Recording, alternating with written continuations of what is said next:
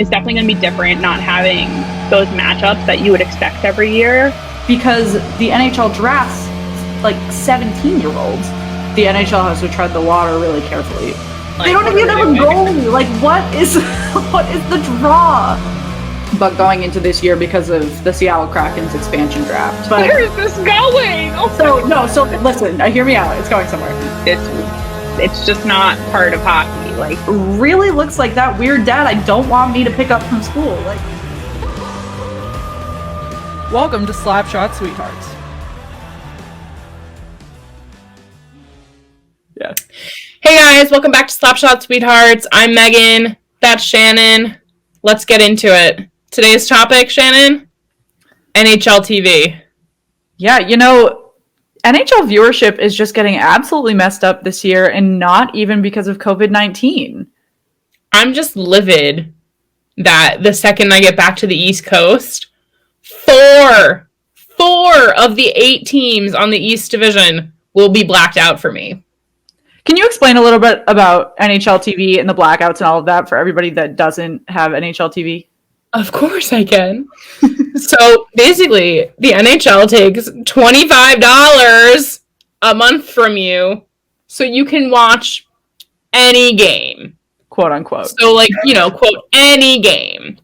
Meanwhile, they put these disclaimers blackout restrictions apply, which fine. If it's on actual broadcast TV, fine, so be it. But no, if you are in any type of mileage limit of a certain team or city, you don't get to watch that game. So I will be on the Jersey Shore. That sounds really trashy like the show, but it's not. I will be along the coast of New Jersey. Her and Snooki will be watching the 4 teams that are blacked out. Can't you tell? We'll be watching the 4 teams I can see. I'll be along the coast of New Jersey, and I won't be able to see not only the New Jersey Devils, which, fine, I'm in New Jersey, but the New York Rangers, the New York Islanders, and the Philadelphia Flyers. That takes away half, at least, of the games for me. You know what I'd be curious about? So you'll have to check unless you've looked prior, but do you get on cable all of those games every night? No. They play at the same time half the time. Which NBC local affiliate do you get in that area? That's a really good question. I don't know. Is there an NBC Sports New Jersey? There's no way there is. I don't think so. There's no NBC Sports Trenton. There's no NBC Sports. I don't know. Camden. Cherry Hill. That's in by Camden. Right. I don't know. Okay. But even in because I'm from Boston and that's not a 2-sport or 2-team city. What do you do in New York or LA if the Clippers and the Lakers are playing at the same time, or the Islanders or the Rangers are playing at the same time? What do they do? That's what I was wondering. I haven't had that yet since right now I'm blacked out of Anaheim and LA because I'm in LA. And so I couldn't see the Anaheim-Vegas game. And you can't even trick them. They know.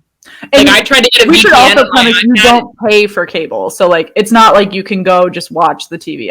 For a second I was thinking you could just go turn the TV on. This was not that big of a deal. But a lot of people use streaming services as an alternative to cable. So This is why it's frustrating. Right, which I don't have cable. I don't feel the need to do that. I move too often to pay for a cable provider. Well, most people don't find cable to be worth it anymore. Because it's not. I mean, I want cable, but I fight for cable almost every day. My boyfriend wants to get rid of cable. So. Cut the cord. But don't, because NHL TV will take $25 a month for you to not watch hockey. Yeah, so I'm going to be interested to see I don't know if you have cable in New Jersey, but I'm going to be curious to see what, if any, games you actually get on a given night. So I do have cable in New Jersey because it's my parents' house. It's my parents' beach house that I reside in when I'm not. Shout out my parents. I love you both. You are fantastic. But they have it. I don't know what the situation will be because I'm sure there's going to be a night where at least one of the 4 teams that are blacked out will be playing. So I'm sure you'll hear more from me then too. Yeah, you're never going to be able to watch a Penguins game again. No, which it's benefiting me now because I'm obviously not blacked out for any of the East Division, which is the home of most of my like fandom, but it still isn't fun to not be able to watch like the local teams. But I don't know. Well, and so you recently allowed me the gracious gift of your login. And so the other day I was watching the Bruins game and I was really excited because I had not seen a Bruins game live yet because I do not live in Market. And Nesson is really difficult about it's not on YouTube TV. You can't, with a lot of cable providers, you can just log in on the website. Like for NBC2, you can log in on the website and use it. And I tried to watch the Bruins game on NHL TV and it worked. But then I was like, I even texted you and I was like, I'm so excited for intermission because I wanted to see Dale Arnold's intermission because we just had him on the show a few weeks ago. And I was like, this is going to be so great. Like, I'm really excited for the Nesson intermission show. And obviously that is not something people say very often. And then freaking NHL TV only plays the intermission shows for the NBC affiliates. And so I go back and forth and I check Philly and I can watch the Philly intermission. I'm like, I'm not doing that. And so I went to go look at another game and I was like, oh, well, I can watch the last like 2 minutes of this game. And I look at that. Then it goes to they're all on a similar time schedule. So it's like, so I'm like, well, which intermission do I choose? I can't watch the one I want. So then the Bruins game ends. I try to put another game on, and I believe it was the Maple Leafs game, and it was blacked out. And I was like, what on earth? I'm not in Canada. And it was like, this game is not available right now. And I'm like, nowhere near Toronto. I was like, the one time I actually expressed interest in watching the Maple Leafs, and they were like, nope, not available. And I was like, well, I'm never going to try that again. Yep. Which for context for people who don't or have never used NHL TV, when you are on the site and you pick which game you want to watch, you're allowed to pick which side you want to hear announcing for. So when I watch the Penguins, I always pick the Penguins unless I unless I had a stroke or something. But unless we want unbiased review, which is, dumb. But yeah, right? Which like who wants that? But it's also that's one of the things, like Shan can't get her own reporting, which like who wants to hear the post-game show for the team I can get Jack and Brick. I can get Jack and Brick during the game. But then I sit and I get this gray screen that says intermission in progress. Like I'm, like bootlegging a game and that can't be the commercials. And I'm like, this isn't an illegal stream. Like, it's not an illegal stream. We pay for this. Like, what? It's a great graphic they have there, like a repeating video of like putting water on the ice. It's one of those like oddly satisfying moments. Yeah, with the what's it called? The shovel or mop or whatever. I don't know. Yeah, it's like a squeegee thing. Yeah. So, I mean, great graphics, but I'd really like to watch the analysis there. Which shout out to the, the squeegee people, like the Zamboni people, because the Avalanche, like on Ice Crew has their own like Twitter and they have their own social media, which like that's cool. Like it sucks when you're at a game and you're like, oh, the ice people are out with their trash cans and their shovels. Like that's probably really cool for 5 seconds that you get to skate on like the Bruins ice, but really awful that you have to just go out there and shovel ice and squeegee ice over and over and over. So like that's really awesome that they have a social media and like follow us. But yeah, me too.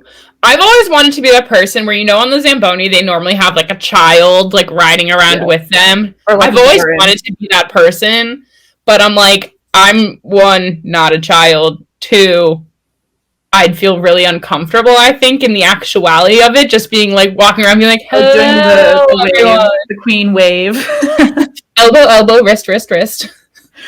All right, well, circling back on the NHL TV issue, one other bit of news that came out this week is that NBC Sports is dissolving their sports affiliate and just playing games under NBC umbrellas. So USA Network was rumored, the general NBC channel, all of those things. And I know we talked about it briefly, but one of the interesting things is because there are so many blackouts on NHL TV, do you think, there are going to be more blackouts, less availability for games? I know some of the podcasts we've been on, we've talked to Red Wings fans and they have some conflicts there. So they don't even get games live. I can't even, I complain that I can't see the game live and I have to watch recap, but some cities don't even have the option. They don't even stream them. So it's interesting because the NHL doesn't have a contract with ESPN or anything like that. Their only real option is kind of not being negated, but adjusting. Yeah. I mean, I don't really know what to expect with this because, I mean, you get local channels anyway with, like, broadcast TV. So I'm assuming you're only going to have the option to watch your, like, what am I thinking of? Your market. But yeah, well, so some cities doubles, like, who you pick. Yeah, some cities don't even have that market option right now. Right. And then the other, like, component of it is that they won't have those, like, Wednesday night rivalry games or anything like that. So, like, I literally am never going to get a game on TV that is not the Capitals anymore, which is like good, I guess, because the Capitals are good. But, like, if I was in again Detroit, like, that would stink if they got the games, or like Chicago, because, you know, they're not putting up much right now. But I mean, it'll be interesting to see. I think one thing that I was thinking about earlier that I, like, honestly, genuinely not have the answer to, and if you're from Canada and watching this, I really would like to know. But because hockey is the primary sport in Canada, how does your TV coverage reflect, like, how it's marketed in the US? Like, we only show local games and only in some cities. But in Canada, do you just, like, cycle through game? Like, is every game available all the time, even if it's not a Canadian team? Is all Canadian games offered all the time? Like how it's like ESPN Classic. Do you like classic hockey games on, like, all the time? Right. Or do you, like, what are your local affiliates like? Like, I just genuinely don't know. I'm really curious. I would like to learn about Canadian television. I know that we have a couple Toronto Raptors fans that write for Belly Up, and they always say that the NBA is really missing out on, like, a market opportunity because so many people, they have Raptors fans, obviously, but they're missing out on a market opportunity because everybody in Canada is so obsessed with hockey that, like you said, they'll just watch a classic game and, like, think it's the Super Bowl. Like, they don't care. Like, it's just so interesting. So I'm really curious how the NHL, at least in Canada, and, like, Hockey Night in Canada, really capitalizes on that, or if they just suck at marketing in Canada as much as they do in the US. I think another thing that's missing from NHL TV overall is NWHL, which, like, granted, a league, National Women's Hockey League, does not get enough respect that they well deserve, period. But to not even have them on the platform is confusing to me. Well, they don't get it. I have to make a Twitch account just to watch a playoff game. Like, that is absolutely absurd. At least, again, the NHL or, like, hockey does not have a contract with ESPN, which I only learned in the last, like, 6 months that there was a bunch of old disputes back in the day, which, I mean, let's, like, tie up loose ends and just get over that. But whatever. At least you can see, like, a WNBA game on if you go to, like, ESPN at 1 p.m. on a weekday, which, like, is a problem in itself. But, like, you have to download Twitch to watch a professional women's hockey game. That is absolutely insane. And it's not like they're not, like, you know, they're not, like, just average. Like, these women are amazing hockey players who are literal professionals who have no representation. They have no representation. First of all, their social media is hilarious. So if you don't follow their team and their jerseys, wow.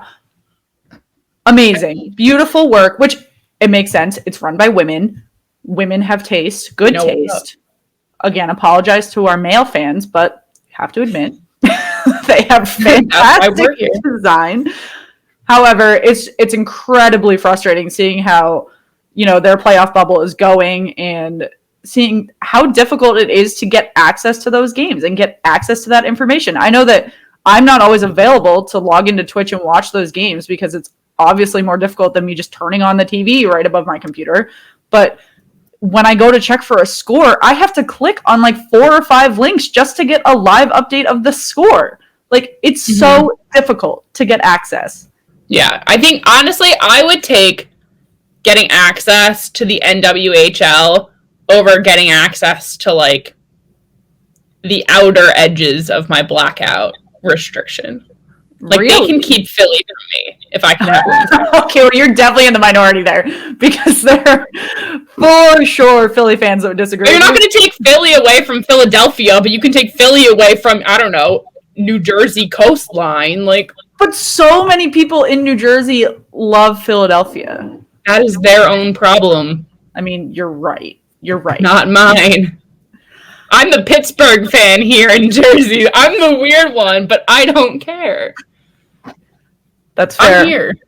I mean, in general, the only other thing that I'll say about the marketing that goes into like what these games are doing, what the NWHL, games are, what's happening with them on Twitch is that the NHL is really, I know we've spoken about it before, but the marketing issues right now are just like out of the question. Astronomical, as the Gen Zers would say. I know you just got the new Capitals alternate jersey, which good for you. I haven't gotten my new jersey yet, but you're up on me.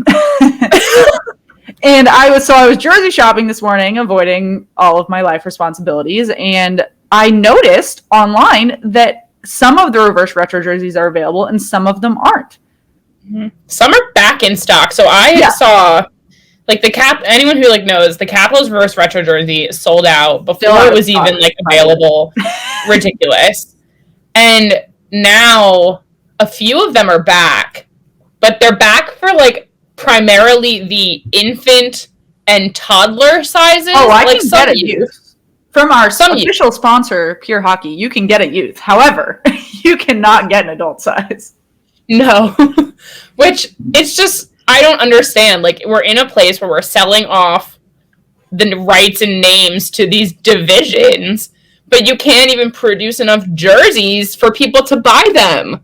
Like, one way to make money, sell jerseys! I was so baffled because I was looking at the Ducks jerseys. I have a huge soft spot for the Anaheim Ducks, and I was looking at their jerseys, and there's one specific jersey I really want, and I was finding knockoff reverse retro jerseys, the regular reverse retro jerseys, in every size, in every shape, in every, like, whatever I wanted. And so then I checked another team, and I was like, why can I find them in, like, half the teams, but not the other half? Like, what is the NHL trying to accomplish here? Is it the NHL? Is it their affiliates? Like, I genuinely don't know.